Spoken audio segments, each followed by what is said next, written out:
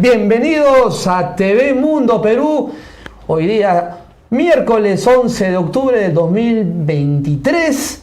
Gracias al partido político Cambio Social fundado por líderes de Gamarra y a su fundador Carlos Estela Guevara. Sí, gracias a Carlos Estela Guevara que nos auspicia este programa, y también a Pisco Campo de Encanto de Carlos Romero. Pisco Campo de Encanto, qué buen pisco de Ica. También a Hotel Tumi de Huaraz y agencia de viajes Prusia Tours.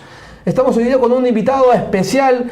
Él es el abogado Percy Vilches Salvatierra y fundador también de Libertad Bajo Palabra. Bienvenido, Percy, ¿cómo estás? Muy gustoso estar en tu programa y te agradezco por la deferencia y la invitación. Bueno, para empezar, sobre la coyuntura actual, ¿cómo ves el Perú de hoy, Percy? El Perú de hoy realmente que es un escenario muy duro de afrontar, que no es por supuesto una cosa reciente, ¿no? Es una suma de problemas que se han ido asentando en el curso de las décadas y sobre todo en el curso de los últimos 7 años, ¿no?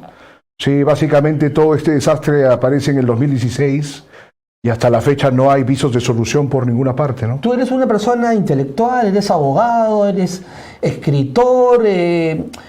Dinos, ¿cómo ves el derecho en el Perú? ¿Cómo ves a los abogados? Hay un problema que creo que es fundamental, y es el grado de informalidad que cunde en todas partes.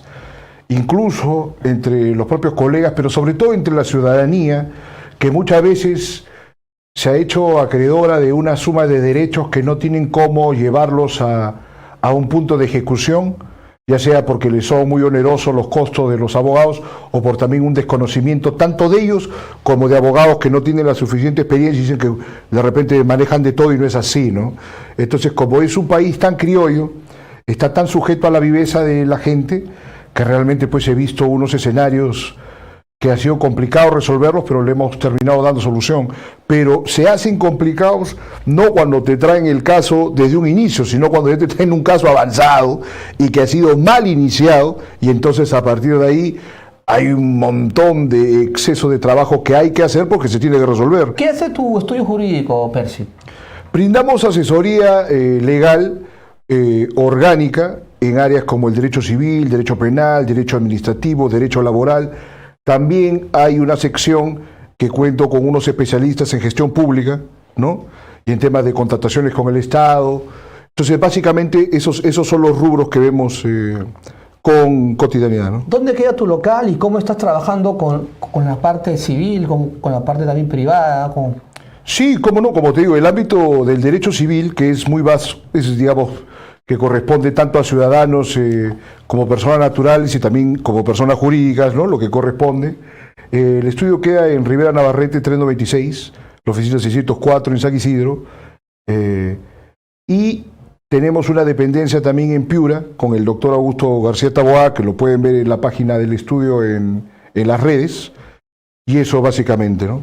Claro, ¿y por qué has elegido esta carrera de Derecho, Percy, y también como escritor? Porque has escrito un libro inmenso, un ensayo el año 2021, La verdad oculta. Ah, claro, que casualmente hoy se conmemora 2 años del lanzamiento de ese libro, que hizo el prólogo Hugo Neira, y bueno, que es un libro que me dio muchas satisfacciones personales. Casualmente en ese libro abordo muchos de estos problemas acerca de la sociedad. Son cerca de 800 páginas nada más, cifrados en este periodo justamente que te digo, del 2016 hasta la segunda vuelta de 2021. Es un libro que concibe, es un libro de ensayos, pero que abordan varias formas conjuntas, ¿no? Porque también hay algo de crónica política, de crítica histórica. Es como tratar de hacer historia del presente. Interesante, y dejarlo instituido, ¿no? Porque realmente yo estaba en ese periodo muy enfrascado en los asuntos políticos. Ahora realmente ya no tanto. ¿Qué pasó, Percy? ¿Qué pasa? Que realmente se necesita de un titán o de un semidios para cambiar el estado de cosas en el país. Entonces exige un grado de sacrificio que realmente no se puede sostener toda la vida, ¿no? Claro, si me preguntas ahora, me preguntas en otro momento, puedo dar, por supuesto, una opinión, que soy un ciudadano que me informo, pero en esa época pues, yo estaba en un frenesí de escritura y Pero un libro y entendía que tantas podía páginas, hacer un cambio real, ¿no? Que es un libro, el libro más extenso en páginas en la actualidad, en la historia del Perú. Tu ensayo. Puede ser, por lo menos de ese año. Yo no he visto que han sacado, por ejemplo, sacó Cecilia Báculo, hizo una antología de diferentes autores para el Bicentenario, pero eran pues un montón de autores, sacó 2 volúmenes gruesos, ¿no?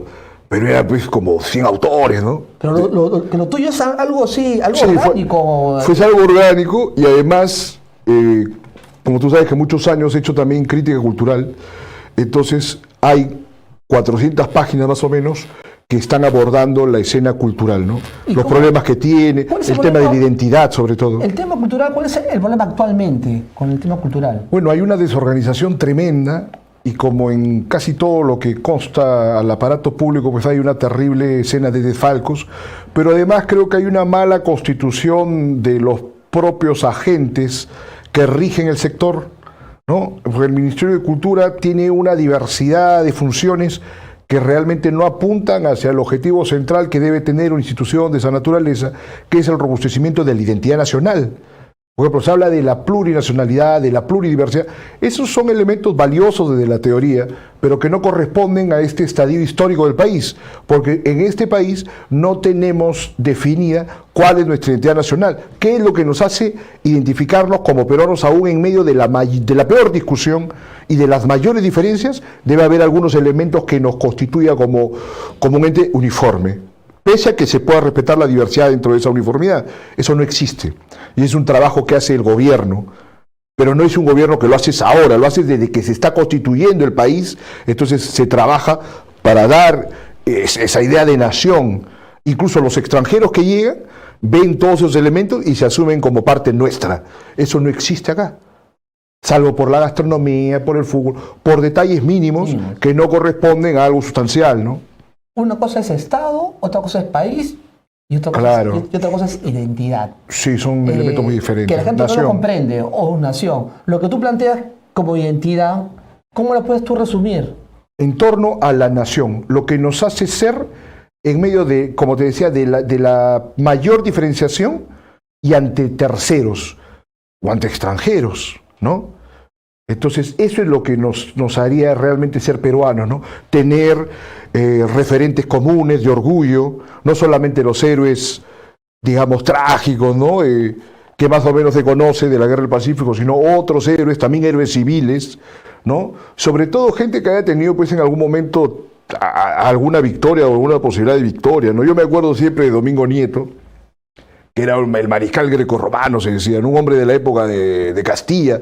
Nadie lo recuerda, nadie sabe quién es. Y ese hombre es una leyenda del ejército peruano que en el famoso combate del Portete de Tarqui venció a un colombiano en un duelo a lanza, como en la Edad Media. ¿Y eso quién lo sabe? Eso, y debieran saberlo. ¿Y cómo lo hace? Que esté en la historia. Claro. Que esté en la historia, pero no se le presta atención. Que tiene pues nombre pues de Palacio de Gobierno, la caballería. Claro, claro que sí. Y entonces ese combate fue tremendo, ¿no? O sea, imagínate una justa medieval y Portete de Tarqui, pues, como siempre en la historia nacional, que hasta en los propios aspectos teóricos se deja robar, no está claro quién ganó. Si el ejército era la guerra contra la Gran Colombia. Pero donde se perdió el Caquetá, me parece. Sí, algo de eso también hubo, pero... ¿En la parte de la Amazonía fue eso? Sí, realmente, pero aparte de eso, el asunto es que estaba Sucre, digamos, liderando el ejército de la Gran Colombia. Entonces, luego de esta justa, los colombianos no aceptaron, porque se acaba la justa, ¿no? Individual, y el ganador pasa y nada, pero no respetaron el pacto, entonces querían atacar. Entonces estaban atravesando un desfiladero y estaba Sucre con sus tropas que podía batirlos a Domingo Nieto, a toda la gente lanzando piedras nada más, ¿no? Pero sin embargo Sucre, que también era un héroe, le reconoce porque se había enterado de esa victoria. ¿Y quién como guerrero no se ve enaltecer una justa de ese tipo? No se da, pues cada rato.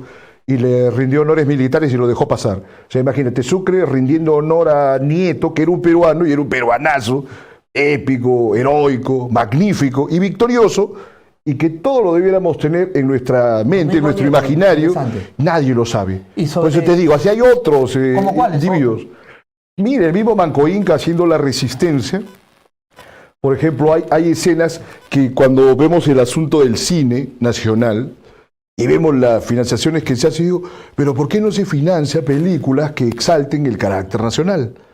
Así parezca más o menos mítico, pero digo, mira, Manco Inca, que hizo una resistencia a los españoles en Vilcabamba, hay un momento que aprende a dominar todo el material bélico de los españoles y salía con coraza, con yelmo y a caballo, a pelear. Imagínate una película así. Interesante. ¿Eso es real lo que Es real, parece fantasía, es algo real. Manco Inca fue el último, pues... En Vilcabamba, sí. También has escrito Metafísica, un libro de poesías, desde el año 2016, me parece. Ese de 2015, Metafísica del Precipicio, y lo reactualicé el 2022. Porque como tuvo un buen impacto mi libro de ensayo, dije, bueno, vamos a sacar esto también. ¿Qué habla Metafísica?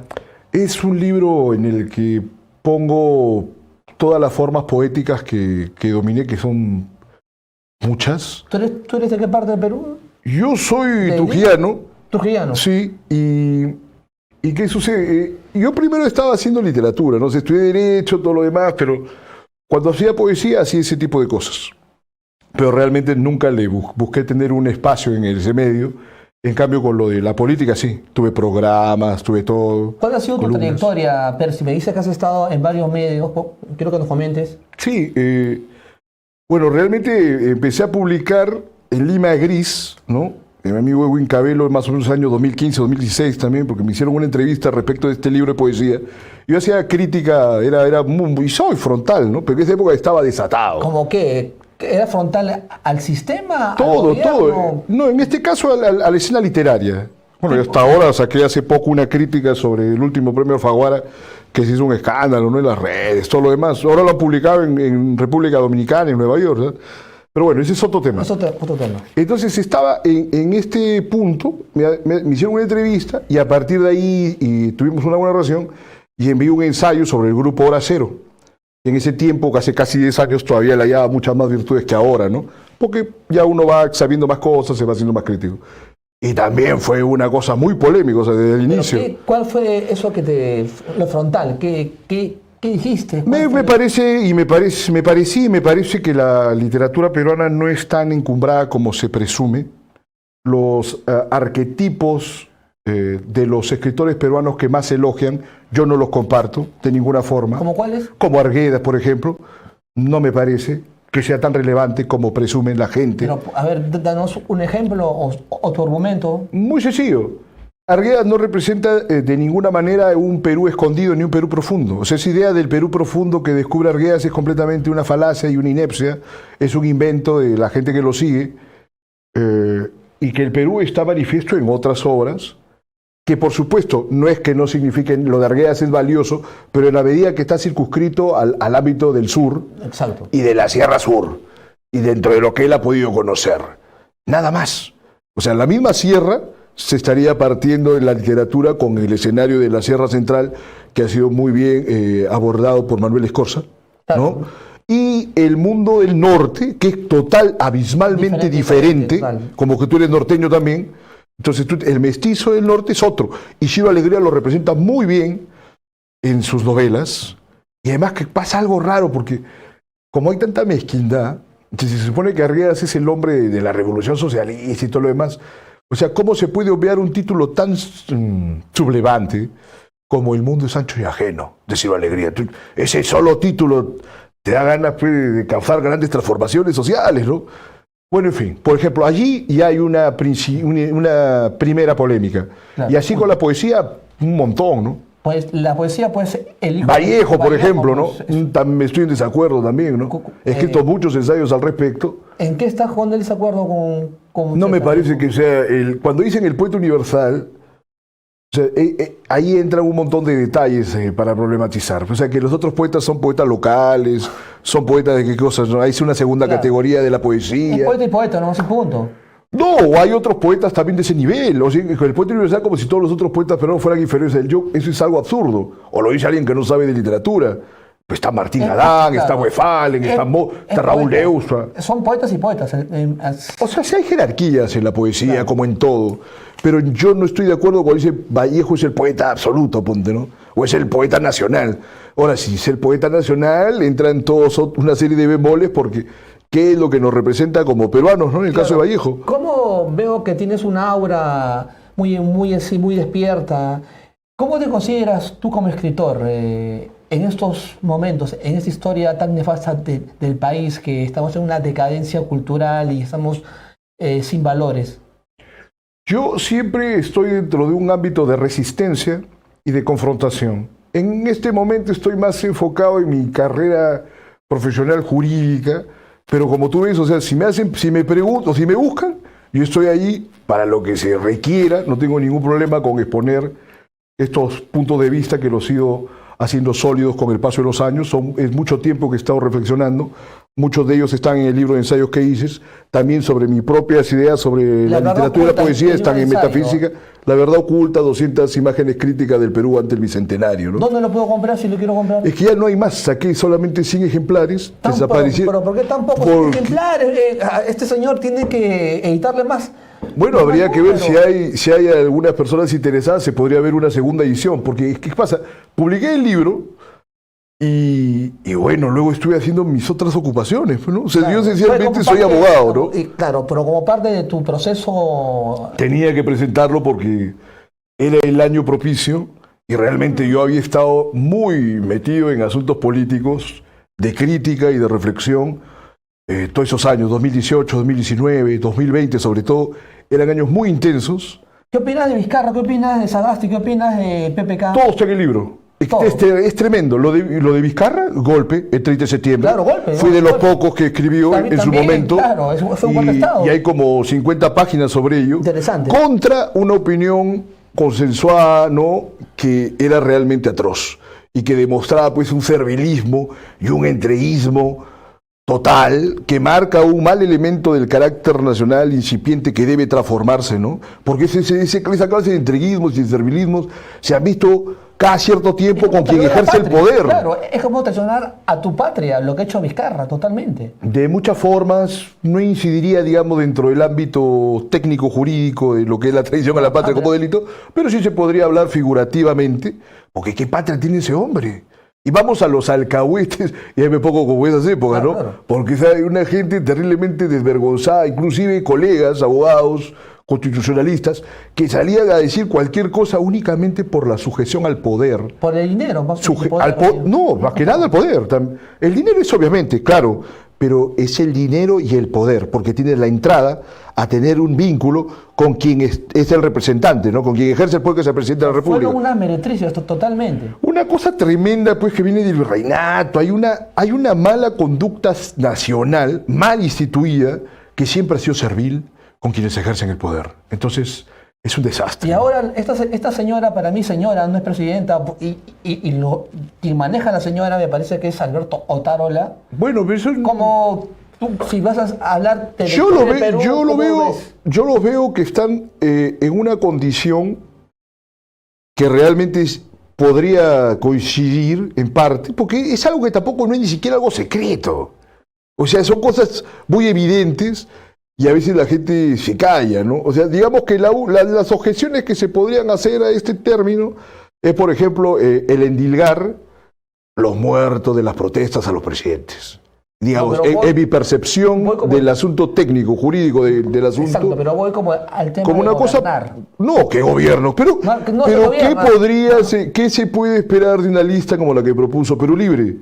Es decir, el último tramo del libro de La Verdad Oculta casualmente dio cobertura a todo este escenario de la segunda vuelta. O sea, ¿cómo es posible que hayamos descendido a un extremo que realmente está peor que entre la espada y la pared? O sea, era el infierno y el Hades, el submundo y el inframundo y todo, una cosa espantosa, ¿no? O sea, entre Pedro Castillo y Keiko Fujimori, que por ahí que comparten un imaginario intelectual parecido. Sí. O sea, que no tienen ninguno de los dos. Y aparte, bueno, con los elementos que luego se develaron sobre Castillo, ¿no? Todas estas escenas de corrupción y todo lo demás, que en nada le diferenciaban de todos los anteriores presidentes, que ese es otro tema también que está presente en el libro y que se tiene que especificar. Todos los presidentes de este milenio, excepto Paniagua, que está muerto, todos han estado procesados por corrupción. Todos, desde el 2000. De este siglo hasta ahora. Claro. Ya Fujimori obviamente, pero Dime, ¿y hasta la fecha. preparó todo este camino para que Pedro Castillo también tenga el camino libre?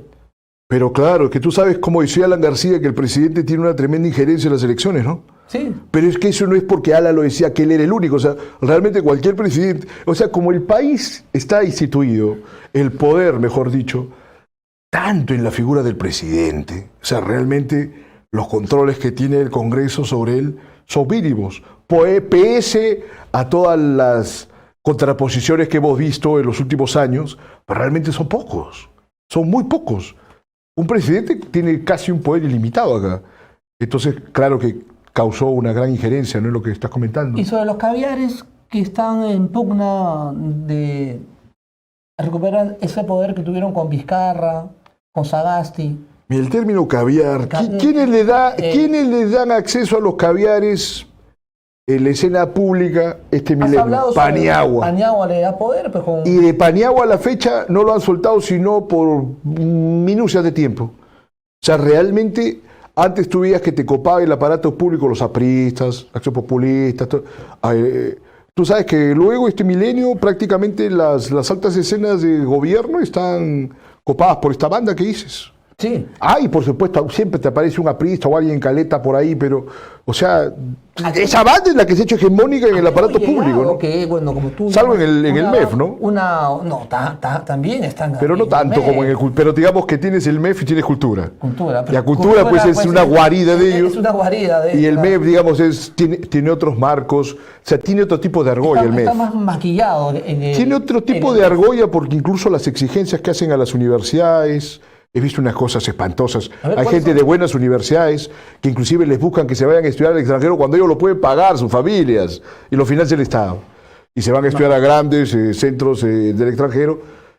Quizás también eso...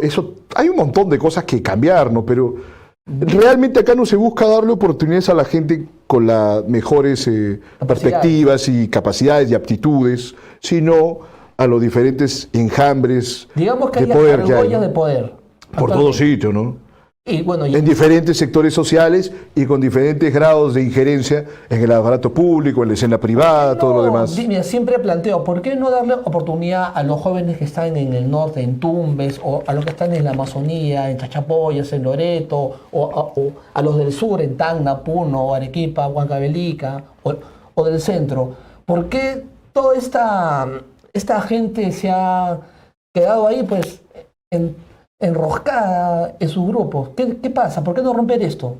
Porque no hay un elemento central, exacto, porque no hay un elemento central que desde el gobierno pueda realmente quebrar ese desorden, que se ha vuelto el orden de cosas. Todo esto. De alguna forma, ¿no? Por lo menos ya transgredirlo y ver de que hay una apertura. Ahora, el problema es que en esas zonas extra limeñas también hay pues escenas de poder y cuotas de corrupción y argollas sobre argollas, y a fin de cuentas tú vienes ves argollas regionales quejándose de no tener acceso a las argollas, digamos, centralistas, pero tienen sus propias argollas. Vizcarra venía de una argolla regional, de Moquegua, y luego pues con todos los provincianos todo el desastre que hizo también, ¿no? O sea, realmente es el problema de un orden nacional, y que nunca se ha preocupado la gente, ni nadie, dentro del ámbito de la gente que ejerce el poder, de efectuar una transformación. ¿Qué propones tú? Yo principalmente que reestructurar el tema de la identidad.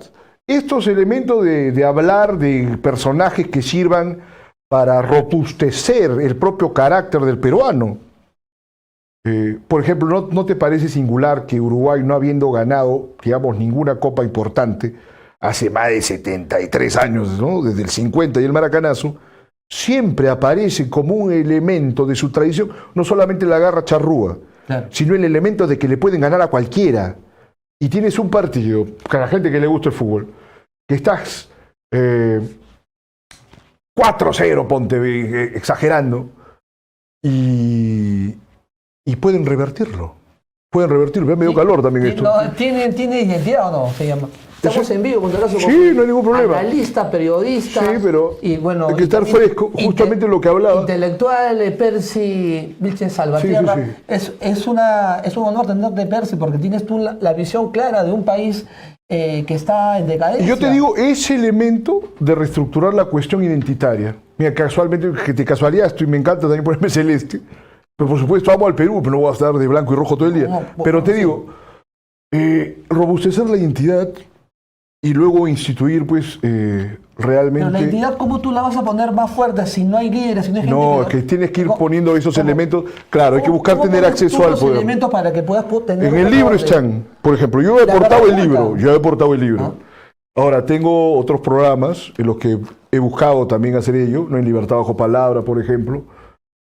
Y a veces hago una que otra columna en ese sentido, pero realmente creo que todo ese ámbito de esa propuesta está en la verdad oculta, porque yo mismo me he encontrado en momentos en los que decía, ¿y de dónde se puede alzar cabeza, siendo peruano, ante todo este escenario de vergüenza, de miseria, ética, intelectual, de todo tipo? Intelectualmente también se está por los suelos. Muy mal. Entonces digo, a esta gente, sobre todo a los que son más jóvenes que uno, ¿no?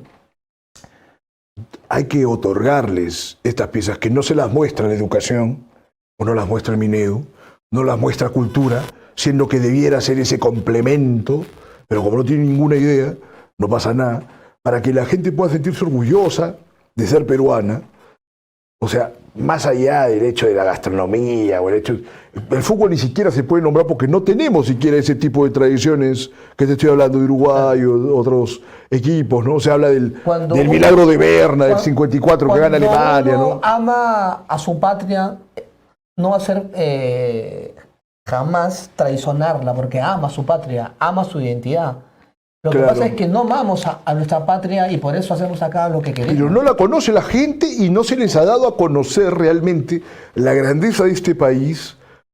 Pero la prensa... La gente que ha luchado tanto, ¿no? O sea, por hacer este país otra cosa. Exactamente, pero la prensa televisiva es un monopolio casi de los canales.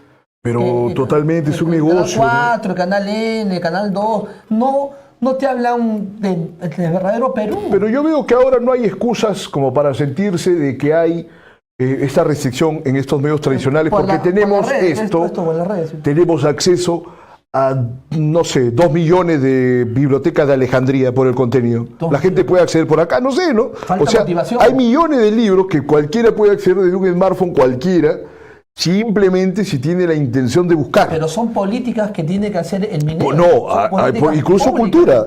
Cultura lo puede hacer también. Por supuesto que sí, pero digo, no lo hacen, pues. Entonces, ¿qué hacemos? Tomar el poder. Elecciones o una revolución. Ese es un problema que no me atañe, porque digo, yo lo que propongo es desde mi espacio, como un ciudadano, que tengo apertura en algunos medios. Sí, efectivamente, libertad bajo palabra. También los viernes salimos en Lima Gris de 5 a 6 en Radio Planince, ahora en tu espacio también. O sea, la importancia de los medios alternativos y que la gente, muy bien que usen su TikTok, que se diviertan, es magnífico, pero también que tomen algo de conciencia y busquen todos estos temas que realmente tampoco no es que sean tan secretos, hay que rebuscar un poco y ahí aparecen. Y así hay mucha gente, mira, González Prada, que fue maestro de Mariátegui y de Haya, luego nunca más se le ha visto que aparezca en la escena como Páginas Libres. Hora de lucha. Ya, pero González Prada decía, mira en la época de Prada, que solamente Francisco de Paula y Vigil le pareció un hombre rescatable, o algo así, porque él dice, era como una columna de mármol a orillas de un río cenagoso que era el país. Ahora se podría llegar a un río cenagoso y fétido, ¿no? Cloacal, y hay una columna de mármol que es Paula, y que podría ser González Prada, y podrían ser otras personas, ¿no? Domingo Nieto. Claro, o sea, vas agregando gente que ha buscado otras cosas y que lo han pagado muchas veces con silenciamientos, destierros, exilios, ¿no? Dime, Percy, ¿y la clase política actual del 2023 existe? ¿La ves? ¿Existe? Porque veo que en el Congreso no hay clase política, veo puro mercantilismo, veo puros intereses. en el Ejecutivo. Del año 90, ¿existe gente? del año 93 a la fecha van 30 años que la política peruana se ha visto sumida en el mayor estercolero, digamos, por ser amables, ¿no? O sea, es una escena tal en la que tú no hayas realmente 2, 3 personas para hablar a fondo del país, hablar a fondo de Tampoco no escenas hay. culturales. Hay pocos- O sea, hay pocos hay mucho académico, académico, pero intelectuales intelectual. realmente. Es que pasa, la creación personal, el pensamiento, no se practica mucho, ¿no? Ahora, yo entiendo que la gente que está en la academia tiene algunos condicionamientos por las exigencias dentro de los marcos que le dan de redacción, pero aún así, ¿no? O sea, me tengo como una impresión que hay mucha gente que se dedica a estas labores y no tienen una genuina vocación por pensar de verdad. O sea, no veo que haya un impulso creativo, singular. Por eso que dicen la gran literatura peruana. ¿Cuántos grandes ensayistas hay? No, dime dos, a ver. No, puede No, ser, pues está, no, actualmente. La Yo te iba a gente- decir Antenor Orrego que casi nadie lo lee. No, es bueno, Teodoro Que Rey, nadie lo lee. porque no es conocido, no es Fue un hombre que fue senador, todo. Claro, Por ahí hay una cuestión política.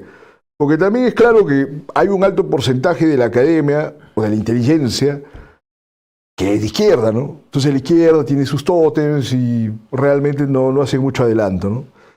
Pero y es un problema. sobre la Feria del Libro que fue en julio, me parece, exponía cada autor que en verdad no tenía ese nivel, ese aura de... Una feria es un de- escenario comercial, de creatividad. ¿no? ¿Qué El nombre pasó? lo dice muy claramente, libro. pero una feria del libro, si bien debe dar espacio a estos autores, bueno, de cualquier clase de autores que lleguen, Claro. que tienen sus libros, está bien, pero debe garantizar también, como una forma de honrar a la literatura y al pensamiento, que lleguen también algunos autores más trascendentes, con buenos conversatorios, que sean atractivos para la gente. Porque la gente, si escucha algo con una energía adecuada y que realmente es atractivo, se va a enganchar. Si escucha una letanía, una cosa gris, opaca, ¿quién va a querer? O sea, dice, bueno, si ese es el mundo del pensamiento, entonces que se lo guarden ellos, ¿no? Así que un poco de vivacidad también, de energía. Y realmente yo creo que la gente, o quizás dentro de mi gran escepticismo, esa sea una cuota de ingenuidad o de esperanza, pero yo creo que la gente, si escucha ideas de nivel expuestas de una forma enérgica, atractiva, se van a enganchar. Y puede, a partir de allí, buscarse una transformación de la gente. Bueno, la gente ve lo que estamos ahorita viviendo, una agonía intelectual, una agonía de liderazgo, como te planteaba hace un rato. ¿Qué haces con todo esto? Te hablo del hoy, del 11 de Es que octubre. pasa que el del cambio, como dicen los sabios, ¿no? Y los metafísicos, los místicos, el cambio empieza por uno mismo. ¿Quieres cambiar las cosas? Cámbiate. Pero si estás en el Pero, lodo... pero si estás en espera, el lodo, te tienes que darte cuenta. Te das cuenta que Claro. estás en el lodo y te das cuenta que más allá ya no es lodo, sino que son heces. Entonces no te vas a meter de cabeza y tienes algo de criterio también, ¿no? Exacto. Y despiertas, ¿no? Sales como de esa nebulosa fétida y dices, ya, estamos en el lodo, pero ya me doy cuenta, vivo acá como un cerdo o cambio y me transformo en un ser humano de verdad, ¿no?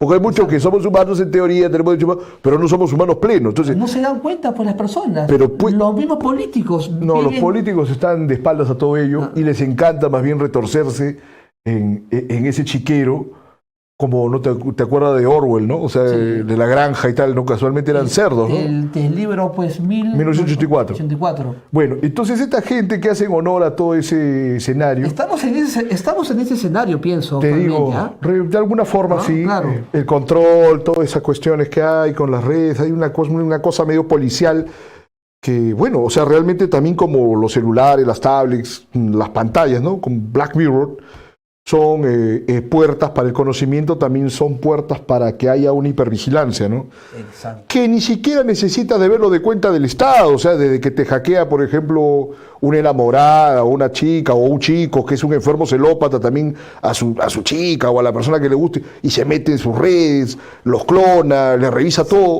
Es un infierno, pero se hace, ¿no? Percibiendo todo este panorama, todo lo que sucede actualmente, ¿tú serías candidato para ser congresista o ser autoridad, bueno, local, alcalde. Hasta el año 2020 tuve esa idea, por eso que, como te digo, está muy enfrascado en todas estas problematizaciones y escrituras, pero realmente en este momento, o sea, yo veo eso como una escena de sacrificio muy grande. Exacto, exacto. O sea, es un sacrificio entrar en ello, y por el momento digo no. Ahora, si en algún momento se dan algunas circunstancias idóneas, como decir, si lo pide la gente o lo pide la patria, si lo pidiera la nación, pero en el caso que lo pidiera, Claro, ¿no? dime, si la gente te quiere escuchar o leer, ¿dónde te puede, bueno, seguir, escuchar? Pueden verme en las redes, en la web, buscan Percibicho Salvatierra, ahí tienen mis datos, mi número, tanto como abogado y también, por ejemplo, Libertad Bajo Palabra, abordo más que nada, ahora, difusión literaria y crítica cultural. Entonces invito personajes de la literatura. Ahora último estoy invitando mucha gente del extranjero. Han ido, considero yo, los mayores poetas de la lengua española en el curso de estos años. ¿En la actualidad? Sí, ¿Cuáles claro. son? Danos un... Mira, te digo, los que confabularon lo de Medusario y la cosa neobarroca han ido todos. Echavarren, Coser. Por otro lado, gente que vive en España, que son monstruos extraordinarios, Rodolfo Hasler, por ejemplo, ¿no? Que es hijo además de un pintor suizo-cubano muy, muy importante, y que él es un gran poeta. También está en el programa, hemos conversado ¿Y extensamente. no tienes auspicio de Ministerio de Cultura? No, tampoco lo he buscado porque siempre soy muy individualista, ¿no? O sea, yo auspicio mi propio programa y bueno, te digo, toda esta gente llega, del país ha ido todo el mundo. Roger Santibáñez, o sea, mira, es que ahora mismo estamos en el episodio número 240. 240 Episodios, imagínate. episodios. ¿Y de qué se habla ahí sobre... Sobre las obras de ellos, las visiones que tienen de la literatura. Hemos hecho homenajes también a otros autores que considero muy importantes o tan o más importantes que Vallejo, a Deusto, a Westphalen, a Moro, ¿no? A Juan Ojeda, que es creo que el mayor poeta de los años 60 a la fecha, y que no hay poemas suyos en webs importantes, nacionales ni extranjeras. ¿Qué trataba ese poeta? ¿Cuál era su temática? Ojeda tiene un vuelo filosófico tan profundo en el que la poesía se ve realmente como un escenario de un pensamiento, pero de un pensamiento puro y también de una contemplación de un misterio que es bárbaro, que la esencia de la poesía creo que está también cifrada en ese misterio. Y digamos, es el doble trasfondo que tiene esta obra de Ojeda y que no la tienen los poetas peruanos así nomás. Dame un título de Ojeda. El arte de navegar, ¿no? Elogio de los navegantes. Habla de gente. De los navegantes. Habla de gente, de místicos, de filósofos, como si conviviera con ellos. Swedenborg, por ejemplo, que son visionarios, ya, que es otro tema que en la poesía. Y Baudelaire tuvo, bueno, Baudelaire, pues Las Flores del Mal fue este poeta francés. Sí, claro. ¿Lo has leído? Todos los he leído en su momento. Que Víctor Hugo le dijo, has constituido un estremecimiento nuevo en la poesía, ¿no? ¿Qué opinas de ese poeta francés? Es extraordinario Baudelaire, pero realmente como él escribía mucho en verso medido, que ya cuando lo he leído adolescente, sí lo he disfrutado, también las cosas que escribe en prosa, claro, sus reflexiones, sus ensayos, y algunas ideas, pero a mí me gustaba más Poe, ¿no? Que él era también un amante de Allan Poe, claro. Pero, y después Rimbaud más. Rimbaud. Yo agarré la onda de Rimbaud, de esa gente, y que tienen que ver también con unos raptos visionarios, ¿no? Con William Blake, con todas esas cosas. Profesor, porque deberías estar tú enseñando en las universidades, en los colegios. Tienes una capacidad amplia de educar. Sí, es que pasa que uno busca sus propios medios, ¿no? Pero realmente sí veo, yo he descubierto que tenía esa tendencia, digamos, pedagógica, con el curso de los años que fui estructurando el programa, que al principio no era de difusión literaria y de Libertad Bajo Palabra. Así, y mis columnas, ¿no? Que empecé haciendo crítica, luego empecé a hacer reflexión social, política. ¿También? ¿Ah? Expreso. En Expreso TV estuvo Libertad Bajo Palabra el año 2018. Realmente nació allí, ¿no? Y luego ya por mi cuenta. Lo tuve en las redes, después ahora estamos en Radio Miraflores, televisión. Y te decía, y en Lima Gris hacemos más bien crítica de actualidad, algo de política también, cosas, pero eso son los viernes, es una hora nada más. En Radio La Planicie. En Radio Planicie, sí, 91.5 FM. y Libertad Bajo Palabra Radio Miraflores Televisión, y en todas las redes, YouTube, todo lo demás, con esa denominación, ¿no? ¿Y cómo ves a nuestro país, a los ciudadanos de aquí a unos 5 o 10 años? ¿Cómo visualizas tú? Yo lo que creo es que si... Hoy, o sea, sí. Viéndolo hoy para cómo llegaremos de acá a 10 años. Y que no es tan distante de lo que era hasta hace unos años, ¿eh? Yo veo que hay una continuidad de esta suerte de ceguera de la gente, que en cada elección, entre ignorancia y apatía, van y marcan en el sufragio como quien se lanza al abismo. Debe haber un cambio, por eso te decía, hay que ver quiénes son los líderes para poder... Es que no veo, ¿tú ves líderes? Te pregunto, yo no veo líderes. Sí, ¿Quiénes son líderes? ¿Quiénes tienen elementos orgánicos bien constituidos? Los líderes no son políticos, ¿ah? Los líderes son los que forjan un país, son los emprendedores. Bueno, por ese lado... Son las personas que te enseñan cómo ganarte el pan de cada día y que no quieren meterse a la política. Yo considero que ahí debe haber una complementación, porque por supuesto que, digamos, es una masa y un sector de la sociedad que está creando riqueza, que está generando una clase media que claro, es importante. Es importante la clase media. Sobre todo los que ya incluso se ven dentro de un esquema clásico de producción, que trabajan de alguna manera fabril o industrial, claro, de alguna manera. Entonces se busca ese tipo de desarrollo que es fundamental para construir una clase media. Entonces sabes que sin clase media no hay equilibrio para el país y tampoco se termina de constituir la nación. La clase media es fundamental, pero resulta que el nivel cultural de la clase media, de la clase emergente que se llama ahora, pues está caído, muy caído respecto de lo que era en los años 50, ponte. Que la clase media era menor, pero era más ilustrada. Claro. Entonces, ahora lo que se necesita es una complementación. Ilustrar a la gente. Ilustrar, y que esta gente se ilustre. Porque ahora yo te digo, muy bien, puede salir un buen líder de este elemento.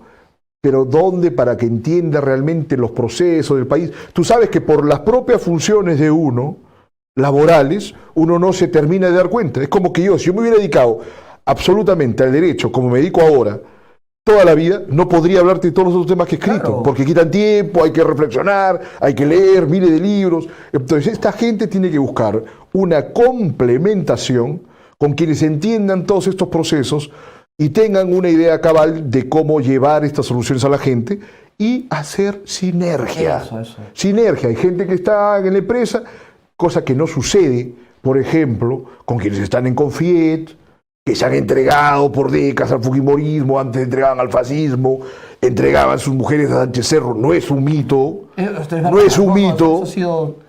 Y así por el curso de los años, los poderosos. Y tú realmente ves el entreguismo que se da de los grandes empresarios al fujimorismo, que no tiene ninguna idea de nada sobre el país. Entonces tú dices, ¿qué haces con esta gente? Ahí entramos al drama y tragedia, claro, de la República Criolla. ¿Tú hablas del fujimorismo de la señora Keiko o del señor... Ambos, porque incluso pues, cuando estaba Tudela, cuando estaba Traseñís, que supuestamente son unos pensadores más sonados, o sea, tampoco nada que ver. O sea, ellos no tenían ningún entendimiento de nada. O sea, Tudela puede entender algo de derecho internacional, del país no sabe nada.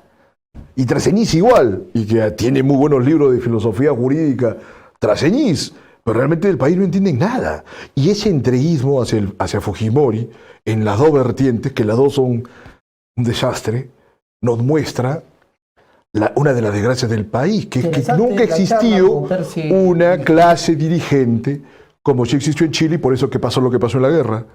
Chile de un inicio tuvo en claro que tenía que expandirse, tenía que arrasar con quien se le ponga frente. No podía arrasar con Argentina, tanto por la extensión como que Argentina también se había preparando y por la cordillera.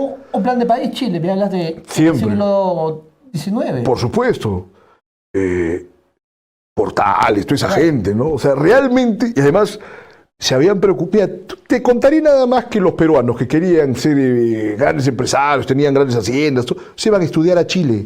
Asuntos económicos. Ya los que tenían más plata se iban a estudiar a Inglaterra, ¿no? Claro. Pero los que no se iban a estudiar a Chile. Porque acá, claro, tenía derecho, medicina, que San Marcos, todo. Y es excelente. Y había grandes pensadores, ¿no? El doctor Oceano, lo que tú quieras. No había ese trabajo sobre la economía.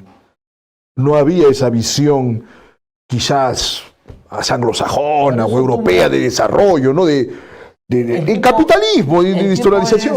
es corto para andar tanto, Percy. Llegando a la conclusión que nos falta identidad. Lo que Totalmente. hemos hablado hace más de 40 minutos. Nos falta identidad y por ahí tenemos que empezar. Tenemos los elementos para constituir una gran identidad nacional y yo le digo a la gente, ¿ustedes acaso saben que hasta 1776 el Perú cubría prácticamente toda Sudamérica excepto Brasil y algunos espacios territoriales de Colombia y tal, Nueva Granada, en la Capitanía General de Venezuela, aspectos mínimos? Luego todo era Perú. Es más, Artigas, que es fundador del Uruguay, o Belgrano, que es un héroe nacional de la Argentina, nacieron todos ellos como peruanos. Sí. Hasta 1776 Sí. el Perú era dueño de todo eso y que si se suma a la hegemonía que se dio durante el Tahuantinsuyo, resulta que Perú históricamente ha sido el hegemón de la región. Totalmente. Todo eso se pierde a partir de la República Criolla nefasta y la ausencia de una clase dirigente ha posibilitado que el país se vea tan reducido, no solo en aspectos territoriales, sino en elementos constitutivos, que hay una forma de revertirlo. Y es prestar atención, por ejemplo, a lo que les he dicho, investigar. Investiguen a Nieto, investiguen lo de esta extensión territorial, la cuestión de la hegemonía, y van a ver un Perú diferente, realmente poderoso, y que merece la pena ponerlo en el lugar que le ha correspondido durante siglos, ¿no? Gracias al escritor Percy Bliches Salvatierra. Ha sido, verdad, una charla interesante. Percy, te esperamos para otra oportunidad para seguir conversando sobre política, sobre la época de Fujimori, los años 90.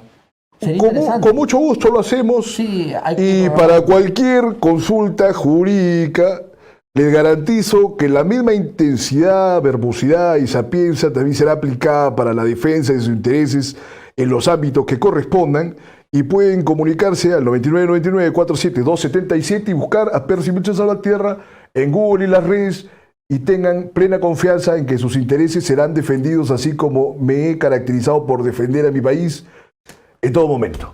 Gracias, gracias. Sí, quiero agradecer pues a nuestros auspiciadores que hacen posible salir los lunes, miércoles y viernes al partido político Cambio Social, fundado por líderes de Gamarra y a su fundador, Carlos Guevara Estela.